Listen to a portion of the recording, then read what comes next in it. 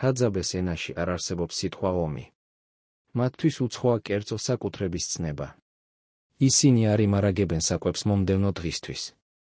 მიუხედავად ამისა, ეს დაახლოებით 1300 კაციანი ტომი კაცობრიობის ერთ-ერთ უძველეს გენეტიკურ ხაზს წარმოადგენს, რომელიც დღემდე არსებობს. მათი წინაპრები ამ სავანებში მაშინ დააბიჯებდნენ, როდესაც ევროპელები ჯერ კიდევ გამოქვაბულებში ცხოვრობდნენ. მათი ენა სავსეც გაპუნადად კაცუნა ბგერებით, რომლებსაც მსოფლიოს არც ერთი სხვა ენა არ იზიარებს, არის ლინგვისტური იზოლატი, იმდენად ძველი, რომ სპეციალისტები ვერ ახერხებენ მის დაკავშირებას ვერცერთ ცნობილ ენობრივ ოჯახთან. მაგრამ ამ მოჩვენებით 64-ში გადარჩენას სასტიკი ფასი აქვს. ეიასის ტბა, რომელიც 1000 წლეულების განმავლობაში კვებავს და ასაზრდოებს ჰაძაბეს, ასევე არის აღმოსავლეთ აფრიკის ნილოსის ნიანგების ერთ-ერთი ყველაზე დიდი კონცენტრაციის ადგილი. რეპტილიები, რომელთა სიგრძე 5 მეტრს აჭარბებს. მტაცებლები, რომლებსაც შეუძლიათ ზრდასრული კამეჩის წყალში ჩათრევა. ცხოველები, რომლებიც აფრიკაში უფრო მეტ ადამიანურ სიკვდილზე არიან პასუხისმგებელნი, ვიდრე ლომები და ლეოპარდები ერთად აღებული. თუ თქვენ გატაცებული ხართ გარეული ცხოველებითა და ნამდვილი დოკუმენტური ფილმებით, ნუ დატოვებთ ამ ვიდეოს. უყურეთ ბოლომდე, გამოიწერეთ არხი ახლავე და დააკომენტარეთ, საიდან უყურებთ. მზე ჯერ კიდევ არ ამოსულა ჰორიზონტზე, როდესაც ჰაძაბე მამაკაცები მოძრაობას იწყებენ. ამ დროებით ბანაკში, რომელიც მშრალი ტოტებისა და ბალახისგანაა აგებული, არ არის მაღვიძარები. არც საუზმე ელოდებათ. სინამდვილეში აბსოლუტურად არაფერია საჭმელი, სანამ ვინმე არ გავადა საკვებს არ იპოვის. ეს არის 300-დან 400-მდე იმ ინდივიდის რეალობა, რომლებიც ჯერ კიდევ წმინდა მონადირე შემგროვებლებად ცხოვრობენ და უარს ამბობენ მიწათმოქმედებაზე, ცხოველების მოშენებაზე ან მომავლისთვის რაიმეს დამარაგებაზე. დაფიქრდით ამ სიტუაციაზე ერთი წუთით. იღვიძებთ მშიერი. არ არსებობს მაცივარი. არ არსებობს ბაზარი. არ არსებობს მეზობელი, რომელსაც პრინცს გამოართმევთ. ერთადერთი გზა აფრიკულ სავანაში გასვლა, ხელნაკეთი მშვილდითა და მოწამლული ისრებით შეიარაღებული იმ იმედით, რომ რაიმე საკვები გადაგეღობებათ გზაზე, სანამ შიმშილი აუტანელი გახდება. ჰაძაბეს ტერიტორია ბოლო 5-10 წლეულის განმავლობაში 90%-ით შემცირდა. იქ, სადაც ადრე თავისუფლად დახეტიალობდნენ 1000-ობით კვადრატულ კილომეტრზე, ნადირობდნენ ჟირაფებზე, ზებრებსა და კამეჩებზე, დღეს ისინი მოქცეულნი არიან ეიასის ტბისა და იაედას ხეობის გარშემო, ჩრდილოეთ ტანზანიაში. ეს სეზონური ტბა მლაშეწყლით, რომელიც მშრალ სეზონზე თითქმის ქრება, ლაეტორის არქეოლოგიური ძეგლიდან სულ რაღაც 40 კილომეტრითაა დაშორებული, სადაც 3.700.000 წლის წინანდელი ჰომინიდების ნაკვალევი იქნა ნაპოვნი. ეს კავშირი შემთხვევითი არ არის. ჰაძაბე წარმოადგენს გენეტიკურ და კულტურულ უწყვეტობას, რომელიც რეგიონის პირველ ადამიანებამდე მიდის. დნის კვლევები აჩვენებს, რომ მათ არ ჰყავთ ცნობილი ახლო გენეტიკური ნათესავები. ისინი, პირდაპირ მნიშვნელობით, კაცობრიობის იზოლირებული ხაზია, რომელიც შემონახულია დიდი რიფტული ხეობის ამშორეულ კუთხეში. წარმოიდგინეთ სცენა, რომელსაც ეს მონადირეები ყოველ დილით აწყდებიან. ამ უმავალი მზე ანათებს ეკლიანი აკაციებისა და გიგანტური ბაობაბების პეიზაჟს. ჩიტები გალობას იწყებენ. ტბის ნაპირებზე კი ტალახში მუქი, უძრავი ფორმები წვანან. ზოგიერთი მათგანი წაქცეული ხის ტანია. სხვები კი ნილოსის ნიანგები არიან, რომლებიც დღის სიცხეს ელიან. ნილოსის ნიანგი პლანეტის სიდიდით მეორე რეპტილია, რომელიც მხოლოდ ავსტრალიისა და სამხრეთ-აღმოსავლეთ აზიის მლაშეწყლის ნიანგს ჩამოუვარდება. ზრდასრული მამრები რეგულარულად აჭარბებენ 4 მეტრს სიგრძეში და იწონიან 400 კილოგრამზე მეტს. მეცნიერულად დაფიქსირებული ყველაზე დიდი ეგზემპლარი მოკლული იქნა მოანზასთან, ტანზანიაში, მისი სიგრძე 6 მეტრსა და 55 სანტიმეტრს შეადგენდა, ხოლო წონა 1053-დან 1089 კილოგრამამდე მერყეობდა. ამ ზომის წარმოსადგენად, წარმოიდგინეთ საქალაქო ავტობუსის სიგრძის ცხოველი, რომელსაც სედანის ტიპის ავტომობილის წონა აქვს. თავდასხმების სტატისტიკა თანაბრად შთამბეჭდავია. 2010-დან 2019 წლამდე ტანზანიაში ოფიციალურად დაფიქსირდა ნიანგების 575 თავდასხმა ადამიანებზე. ამ თავდასხმების 58% ფატალური აღმოჩნდა. მსხვერპლთა 81% მამაკაცი იყო, ზუსტად ის მონადირეები და მეთევზეები, რომლებსაც გადარჩენისთვის წყალთან მიახლოება სჭირდებათ. სპეციალისტების ვარაუდით, ასობით დამატებითი თავდასხმა არასოდეს ხდება საჯარო, განსაკუთრებით იზოლირებულ სოფლის თემებში. დააკვირდით, რას ნიშნავს ეს მონაცემები ჰაძაბესთვის. ისინი ცხოვრობენ ტბის პირას, სადაც ბინადრობენ მტაცებლები, რომლებიც აფრიკაში უფრო მეტ ადამიანს კლავენ, ვიდრე ნებისმიერი სხვა დიდი გარეული ცხოველი. მათ არ აქვთ ცეცხლსასროლი იარაღი. არ აქვთ ძრავიანი ნავები. არ აქვთ საავადმყოფოები რამდენიმე საათის სავალზე. მიუხედავად ამისა, მათ სჭირდებათ ეს წყალი დასალევად, სჭირდებათ თევზი, რომელიც მასში დაცურავს და ხანდახან უწევთ დაუპირისპირდნენ რეპტილიებს, რომლებიც იქ ბატონობენ. ჰაძაბეს ტრადიციული ნადირობა იყენებს ადგილობრივი ხისგან დამზადებულ მშვილდებსა და ისრებს, რომელთა წვერები დამუშავებულია ედნიემ ქოთინემდის ბუჩქისგან მიღებული შხამით.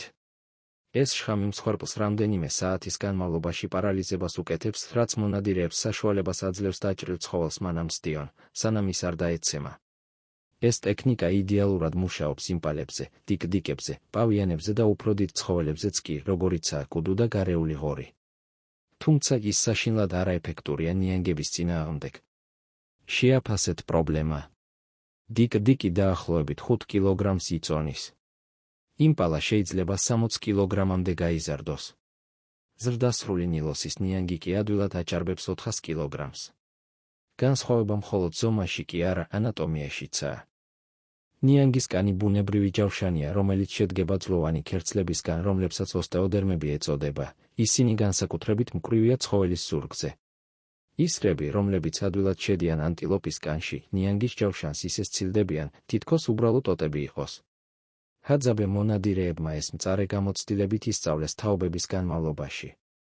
ტომის ზეპირსიტყვიერი ისტორიები, რომლებიც მამიდან შვილს გადაეცემა ენაზე, რომელსაც დამწერლობა არ გააჩნია, შეიცავს ცნობებს იმ მამაკაცების შესახებ, რომლებიც ცდილობდნენ ნიანგებზე ისევე დაესხათ თავს, როგორც სხვა ცხოველებზე. ეს ისტორიები უცვლელად ტრაგედიით სრულდება. ნილოსის ნიანგი მხოლოდ დიდი და დაჯავშნული არ არის. ის ასევე არაჩვეულებრივად მომთმენია. მას შეუძლია წყალქვეშ 1 საათზე მეტ ხანს დარჩეს და დაელოდოს მსხვერპლის ნაპირთან მიახლოებას. შეუძლია სრულიად უძრავად იყოს, ხის ტანს დაემსგავსოს, სანამ მწყურვალი ცხოველი წყლის დასალევად დაიხრება. ხოლო როდესაც თავს ესხმის, ამას აკეთებს ფეთქებადი სისწრაფით, რაც ეწინააღმდეგება მის ერთი შეხედვით დუნე ზომას. ნილოსის ნიანგის ნაკბენი ავითარებს ძალას, რომელიც კვადრატულ სანტიმეტრზე 2 ტონაზე მეტს შეადგენს, ეს ერთ-ერთი ყველაზე ძლიერი ნაკბენია ცოცხალ არსებებს შორის. მის ყბებში 60-დან 68-მდე კბილია, რომლებიც განკუთვნილია არა დასაღეჭად, არამედ ჩასაჭიდად და დასაჭერად.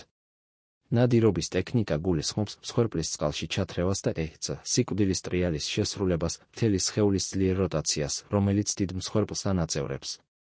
ჰაძაბესთვის, რომლებსაც ეიასის ტბის წყალთან წვდომა სჭირდებათ, ყოველი მიახლოება რისკის გათვლაა.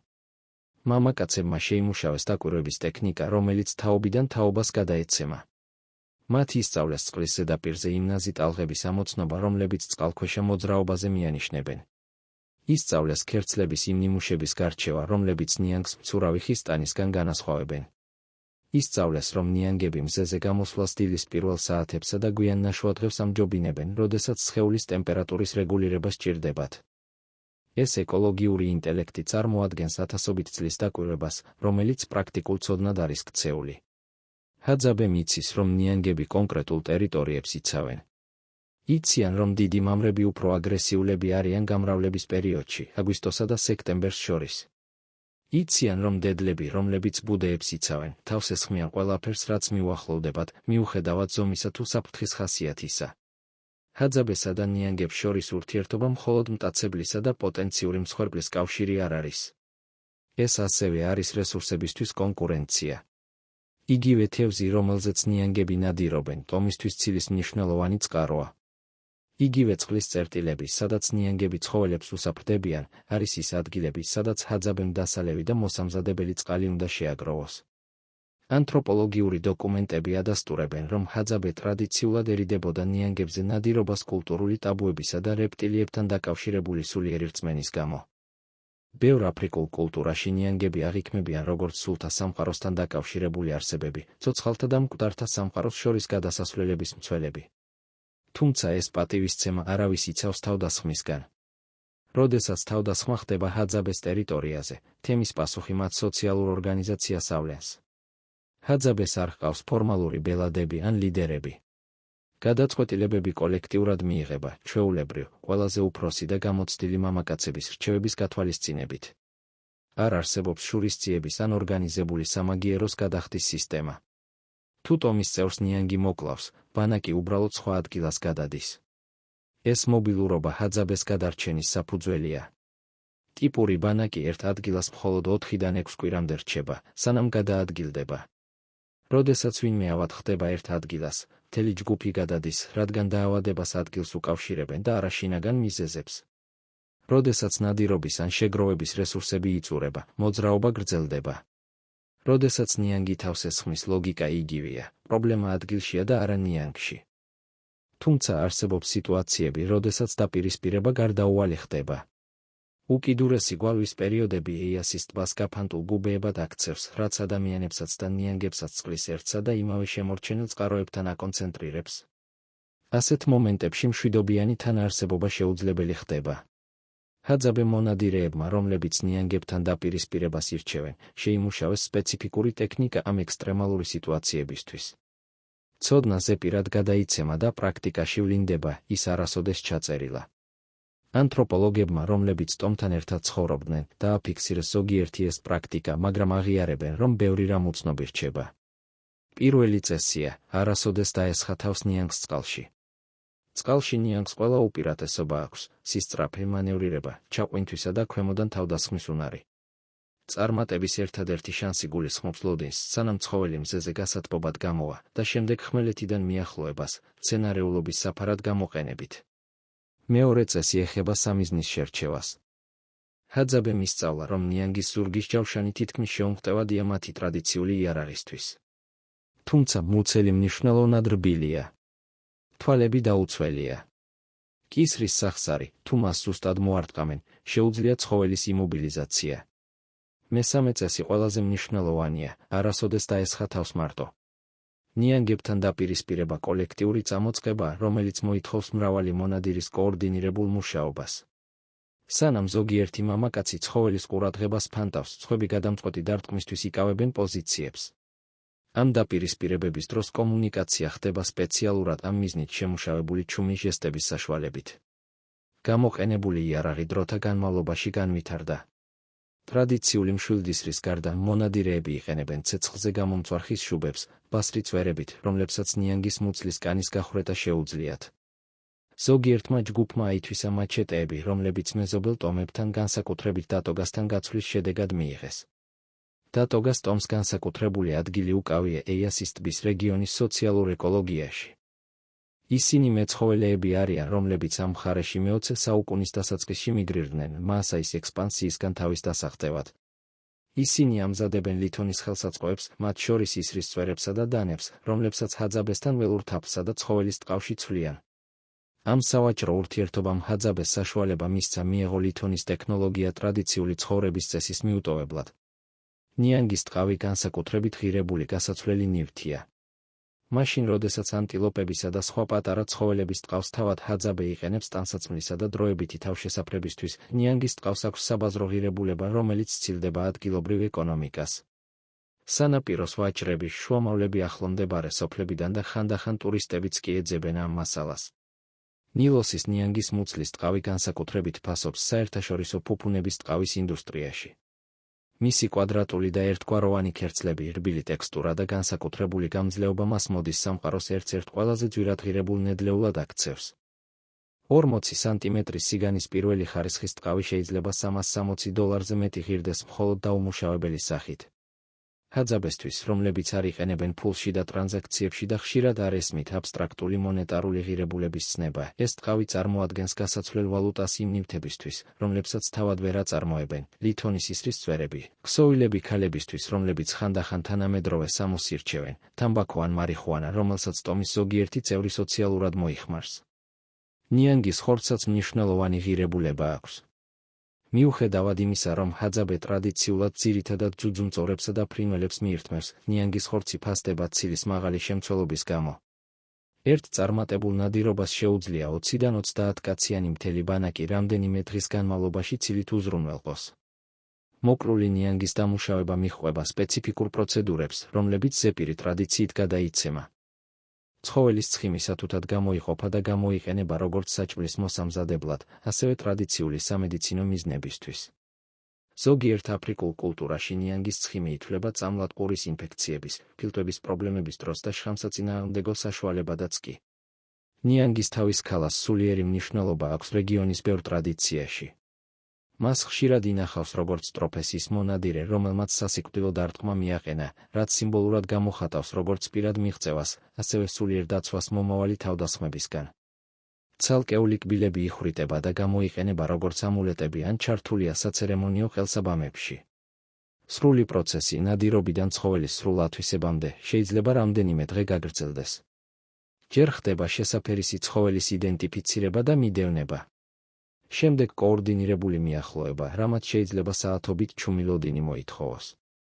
თავად თავდასხმა, რომელიც წამებს გრძელდება, მაგრამ შეიძლება გამოიწვიოს მძიმე დაზიანებები ან სიკვდილი მონადირეებისთვის. ცხოველის იმობილიზაცია, რომელიც მძიმედ დაჭრილიც კისაში რჩება. საბოლოო მოკლა. ტრანსპორტირება, ხშირად ნაწილ-ნაწილ, ბანაკში. და ბოლოს თითოეული გამოსაყენებელი კომპონენტის მეთოდური დამუშავება. მთელი ამ პროცესის განმავლობაში ჰაძაბე ავლენს თვისებას, რომელიც განსაზღვრავს მათ კულტურას, აბსოლუტური გაზიარება. მიუხედავად იმისა, თუ ვინ მიიღო მონაწილეობა ნადირობაში, ხორცი თანაბრად ნაწილდება ბანაკის ყველა ოჯახს შორის. მონადირე, რომელიც სასიკვდილო დარტყმას აყენებს, იღებს სიმბოლურ პატივს, მათ შორის ცხოველის გარკვეული ნაწილების სხვებზე ადრე მირთმევის უფლებას, მაგრამ ის არ იღებს საკვების უფრო დიდ ულუფას. ეს რადიკალური ეგალიტარიზმი ვრცელდება ჰაძაბეს ცხოვრების თითქმის ყველა ასპექტზე. არ არსებობს სიმდიდრის დაგროვება. არ არსებობს ძალაუფლების იერარქია ქონებაზე დაფუძნებული. არ არსებობს წარმოდგენა, რომ თემის ზოგიერთი წევრი უფრო მეტს იმსახურებს, ვიდრე სხვები.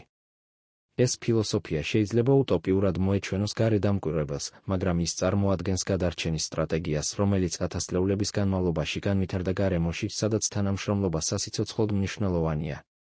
მკვლევარები, რომლებიც სწავლობდნენ ჰაძაბეს, აღრიცხავენ სტრესისა და შფოთვის გასაოცრად დაბალ დონეს თანამედროვე პოპულაციებთან შედარებით. მიუხედავად იმისა, რომ ცხოვრობენ გარემოში, სადაც შემდეგი კვება არასოდესაა გარანტირებული, სადაც სასიკვდილო მტაცებლები იზიარებენ მათ ტერიტორიას და სადაც არ არსებობს დაცვის ან დაზღვევის ფორმალური სისტემები, ჰაძაბე ავლენს კმაყოფილებას თავისი არსებობით. ანთროპოლოგი ფრენკ მარლოუ, რომელიც დიდხანს ცხოვრობდა ტომთან, აღნიშნავდა, რომ ჰაძაბე მონადირეები დღეში მხოლოდ 3-დან 4 საათს ხარჯავენ საარსებო საქმიანობაზე. დარჩენილი დრო ეთმობა სოციალიზაციას, დასვენებასა და რეკრეაციულ აქტივობებს. დროის ეს ეკონომია წარმოადგენს თანამედროვე მოდელების დრამატულ ინვერსიას, სადაც სამუშაო ხშირად შთანთქავს სიფხიზლის საათების უმეტესობას. ნიანგებთან ურთიერთობა ამ ცხოვრების ფილოსოფიის ილუსტრაციაა. ჰაძაბე არ ცდილობს ნიანგების განადგურებას თავის ტერიტორიაზე. ისინი არ აწყობენ სანადირო კამპანიებს რეპტილიების პოპულაციის შესამცირებლად. ისინი უბრალოდ ადაპტირებენ თავიანთ ქცევას თანაარსებობის რეალობასთან, ერიდებიან მაღალი რისკის ზონებს, როდესაც ეს შესაძლებელია, უპირისპირდებიან საფრთხეს, როდესაც ეს აუცილებელია და იღებენ დანაკარგებს, როდესაც ეს გარდაუვალია. ეს მიღება არ ნიშნავს პასიურობას. ჰაძაბე არაჩვეულებრივად დახელოვნებული მონადირეები არიან, რომლებსაც შეუძლიათ ისეთი რამ, რაც აოცებს გარედამკვირვებელს. მათ შეუძლიათ ცხოველების მიდევნება კილომეტრების მანძილზე მხოლოდ ნაკვალევისა და ნიადაგზე არსებული ნაზი ნიშნების საფუძველზე. მათ შეუძლიათ მოძრავ სამიზნეებს მოარტყან თავიანთი ერთი შეხედვით პრიმიტიული მშვილდებით. მათ შეუძლიათ ამოიცნონ საკვებად ვარგისი და სამკურნალო მცენარეების ათობით სახეობა პეიზაჟში, რომელიც გაუწაფავი თვალისთვის ერთგვაროვანი ჩანს. შხამი, რომელსაც ისინი ისრებზე იყენებენ, წარმოადგენს დახვეწილ ფარმაკოლოგიურ ცოდნას. ედენიემ ქაოთინიუმის ბუჩქიდან მიღებული და სპეციფიკური ხარშვის ტექნიკით დამუშავებული, ის წარმოქმნის ტოქსინს, რომელიც პარალიზებას უკეთებს მსხვერპლს ისე, რომ ხორცი ადამიანის მოხმარებისთვის ტოქსიკური არ ხდება. მონადირეები შხამის ძალას ამოწმებენ მოკლული ცხოველის სისხლისწვეთების გასინჯვით, ინტენსიური მწარე გემო მიანიშნებს, რომ დამბლა ეფექტური იყო. ჰაძაბე ქალები, თავის მხრივ, ფლობენ ცოდნის თანაბრად შთამბეჭდავ რეპერტუარს. ისინი პასუხისმგებელნი არიან ტუბერების, ველური ხილის, ბაობაბის თესლისა და თაფლის შეგროვებაზე. მათ შეუძლიათ ამოიცნონ 200-ზე მეტი გამოსაყენებელი მცენარის სახეობა თავიანთ რეგიონში. ისინი ამზადებენ კალათებს ტრანსპორტირებისთვის, ამზადებენ ბანაკის დროებით თავშესაფრებს და ულიან ბავშვებს კოლექტიური აღზრდის სისტემაში, სადაც მრავალი ზრდასრული, ნათესავი თუ არა მონაწილეობს ზრუნვაში. ნადირობისა და შეგროვების ამ კომბინაციით მიღებული დიეტა არაჩვეულებრივად მრავალფეროვანია. კვების კვლევები აჩვენებს, რომ ჰაძაბე დღეში 100 გრამზე მეტ საკვებ ბოჭკოს მოიხმარს, რაც დაახლოებით 10-ჯერ მეტია ტიპურ დასავლურ დიეტაზე. ეს კვებითი მრავალფეროვნება ხელს უწყობს ნაწლავის მიკრობიომის განსაკუთრებულ სიმდიდრეს, რომელსაც დაახლოებით 40%-ით მეტი ბაქტერიული მრავალფეროვნება აქვს, ვიდრე ინდუსტრიულ პოპულაციებს. თაფლს განსაკუთრებული ადგილი უკავია ჰაძაბეს საკვების იერარქიაში. როდესაც მათ აჩვენებენ მათი ძირითადი საკვების თაფლის, ხორცის, ბაობაბის, ხილისა და ტუბერების ფოტოებს, ჰაძაბე უცვლელად თაფლს მიიჩნევს ყველაზე სასურველად. ეს უპირატესობა სცილდება უბრალო გემოვნურ სიამოვნებას. თაფლი წარმოადგენს კალორიული ენერგიის კონცენტრირებულ წყაროს გარემოში, სადაც კალორიები შეიძლება დეფიციტური იყოს. თაფლის შეგროვება საკუთარ რისკებს შეიცავს. ჰაძაბე თაფლს მოიპოვებს ველური ფუტკრიშვიდის სხვადასხვა სახეობისგან, რისთვისაც ცოცდებიან გიგანტურ ბაობაბებზე, რომელთა სიმაღლე შეიძლება 30 მეტრს აჭარბებდეს. ისინი იყენებენ კვამლს ფუტკრების დასამშვიდებლად და ნაჯახებს ხის ტანში ღრუების გასაკეთებლად. ასეთი სიმაღლიდან ვარდნა პოტენციურად ფატალურია, ხოლო მრავალჯერადმა ნაკბენმა შეიძლება გამოიწვიოს მძიმე ალერგიული რეაქციები. არსებობს ჩიტიც კი, თაფლის მაჩვენებელი, რომელმაც სიმბიოზური ურთიერთობა განავითარა ჰაძაბე მონადირეებთან. ჩიტი პოულობს სკებს და ადამიანებს მათკენ მიუძღვის დამახასიათებელი ხმებით. მოპოვების შემდეგ ჩიტი იკვებება ცვილით, რომელსაც ადამიანები ტოვებენ. ეს სახეობათა შორისი თანამშრომლობა დოკუმენტირებულია ჰაძაბეს ზეპირ ტრადიციებში და დადასტურებულია სამეცნიერო დაკვირვებებით. კონტრასტი ამ არსებობასა და თანამედროვე ცხოვრებას შორის უფრო მკვეთრი ვერ იქნებოდა. ჰაძაბემ არ იცის რა არის სიმსუქნე. ისინი არ იტანჯებიან ტიპი 2 დიაბეტით. მათ არ აწუხებთ გულსისხლძარღვთა დაავადებები, რომლებიც ანადგურებენ ინდუსტრიულ პოპულაციებს. კიბოს მაჩვენებლები, თუმცა იზოლაციის გამო მათი ზუსტი დოკუმენტირება რთულია, მნიშვნელოვნად დაბალი ჩანს გლობალურ საშუალო მაჩვენებლებზე. ჯანმრთელობის ეს შედეგები არ მომდინარეობს პრივილეგირებული გენეტიკიდან ან პათოგენებისგან თავისუფალი გარემოდან. ჰაძაბე ცხოვრობს ტერიტორიაზე, სადაც მალარია, ტუბერკულოზი და პარაზიტული ინფექციები ენდემურია.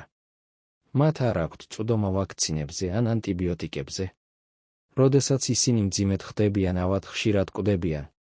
მაგრამ ისინი, ვინც ბავშვობას გადაურჩებიან, მიდრეკილნი არიან ჯანსაღი ცხოვრებისკენ ღრმა მოხუცებულობამდე. ჰაძაბეს სიცოცხლის ხანგრძლივობა მათთვის, ვინც ზრდასრულ ასაკს აღწევს, შედარებადია ბევრი თანამედროვე პოპულაციის მაჩვენებელთან. ბანაკებში გვხვდებიან 70, 80 და 90 წლის მოხუცებიც კი, რომლებიც კვლავ აქვთ წვლილი თემის ცხოვრებაში თავიანთი შესაძლებლობების ფარგლებში. ცოდნა, რომელსაც ეს მოხუცები ფლობენ ტერიტორიის, მისი რესურსებისა და საფრთხეების შესახებ, შეუცვლელია. სწორედ ეს მოხუცები ინახავენ ყველაზე ღრმა ცოდნას ნიანგების შესახებ. მათ იციან ტბის რომელი წერტილებია ყველაზე საშიში თითოეულ სეზონზე. ახსოვთ 10 წლეულების წინ მომხდარი თავდასხმები და შეუძლიათ იმ ადგილების იდენტიფიცირება, სადაც განსაკუთრებით აგრესიული ნიანგები შენიშნეს. მათი ისტორიები და გაფრთხილებები ქმნიან რისკის რუკას, რომელიც ზეპირად გადაიცემა თაობებში. ტანზანიის მთავრობა აღიარებს ჰაძაბეს უნიკალურ მდგომარეობას. ისინი ერთადერთი ჯგუფია ქვეყანაში, რომელიც არ იხდის გადასახადებს. ისინი ერთადერთნი არიან, ვისაც ნადირობის უფლება აქვთ სერენგეტიში, სადაც ნადირობა ყველასთვის აკრძალულია. ეს დათმობები წარმოადგენს იმის ირიბ აღიარებას, რომ ჰაძაბე უბრალოდ ვერ იქნება ინტეგრირებული თანამედროვე საზოგადოებაში მათი ცხოვრების წესის სრული განადგურების გარეშე.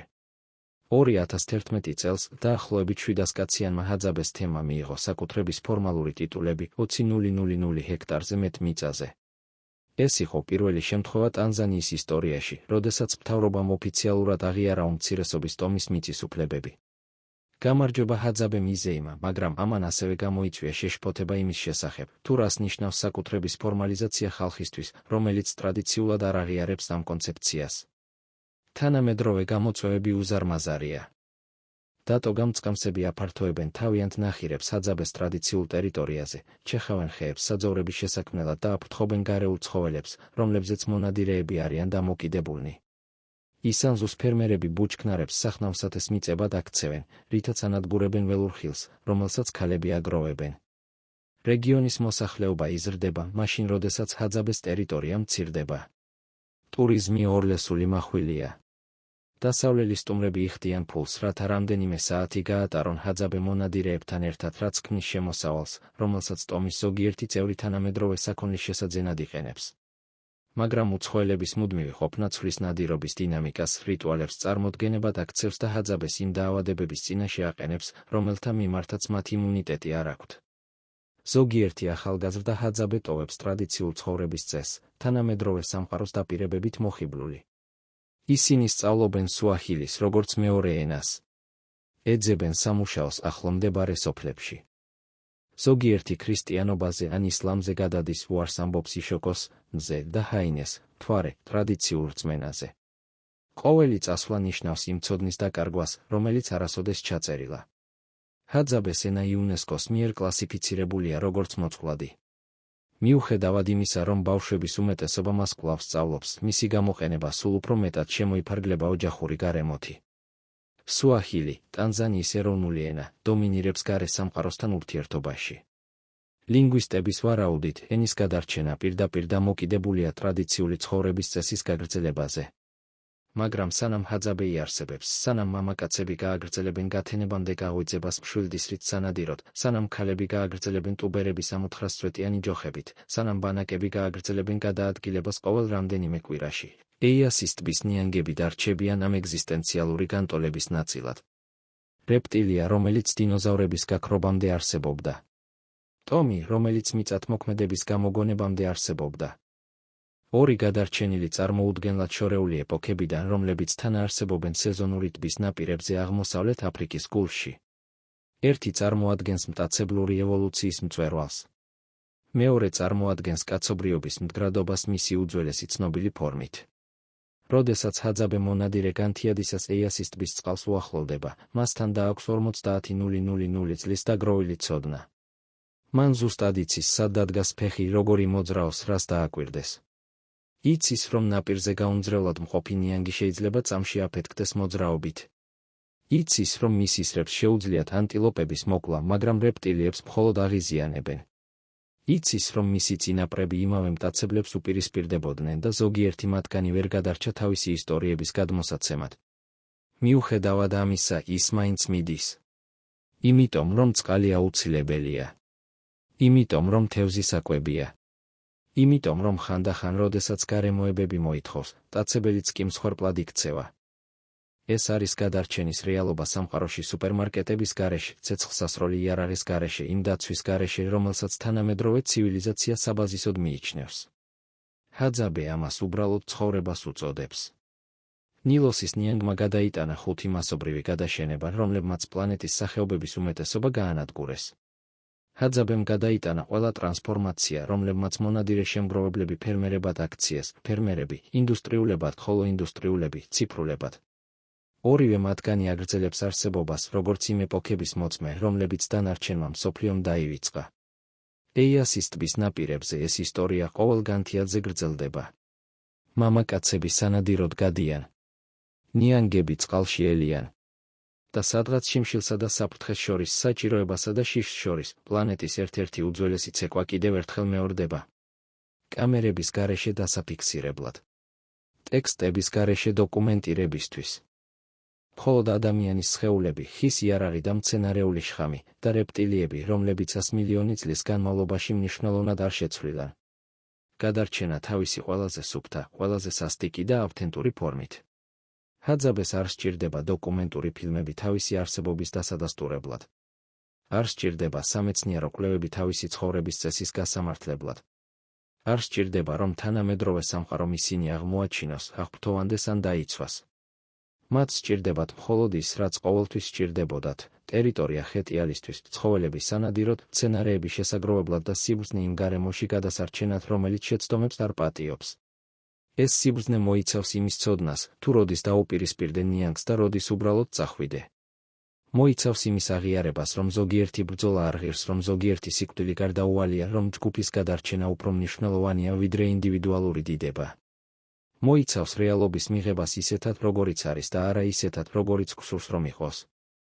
და შესაძლოა სწორედ ეს არის ის, რაც ჰაძაბეს შეუძლია ასწავლოს სამყაროს, რომელმაც დაკარგა ეს კავშირი არსებობის საბაზისო რეალობასთან. რომ საკვები თაროებიდან კი არ მოდის, არამედ ძალისხმევითა და რისკით. რომ საფრთხე სრულად ვერ განიდევნება, მხოლოდ მისი მართვა შესაძლებელი. რომ სიცოცხლე არ არის გარანტია, ის არის მუდმივი მოლაპარაკება ძალებთან, რომლებსაც არ ადარდებთ ჩვენი სურვილები თუ მოლოდინები. ეიასის ტბის სიღრმეებში ნიანგები, რომლებსაც შეეძლოთ პირველი ადამიანების რეგიონში მოსვლა ენახათ, კვლაველიან. ნაპირებზე ტომი, რომელიც ამ პირველ ადამიანებთან ყველაზე პირდაპირ კავშირს წარმოადგენს, აგრძელებს ცხოვრებას ისე, როგორც ყოველთვის ცხოვრობდა. და მათ შორის სიკვდილისა და გადარჩენის ცეკვა, რომელიც წერილობითი ისტორიის გაჩენამდე დაიწყო, გრძელდება დღითი დღე, თაობიდან თაობამდე. წინასწარმეტყველებადი დასასრულის გარეშე. საბოლოო გადაწყვეტის გარეშე. მხოლოდ იმ არსებობის უწყვეტობა, რომელიც კაცობრიობის უმეტესობამ ათასწლეულების წინ მიატოვა, მაგრამ რამდენიმე ერთეული კვლავ ინარჩუნებს სეზონური ტბის ნაპირებზე, აფრიკული მზის ქვეშ, იმ წინაპარი მტაცებლების მუდმივ გარემოცვაში, რომლებმაც არ იციან არც სიბრალული და არც კომპრომისი. ეს არის ჰაძაბეს ცხოვრება. ეს არის სასტიკი გადარჩენა. ეს არის ის, რასაც ნიშნავს იყო ადამიანი ყველაზე ძველი ფორმით, რომელიც ჯერ კიდევ არსებობს პლანეტაზე.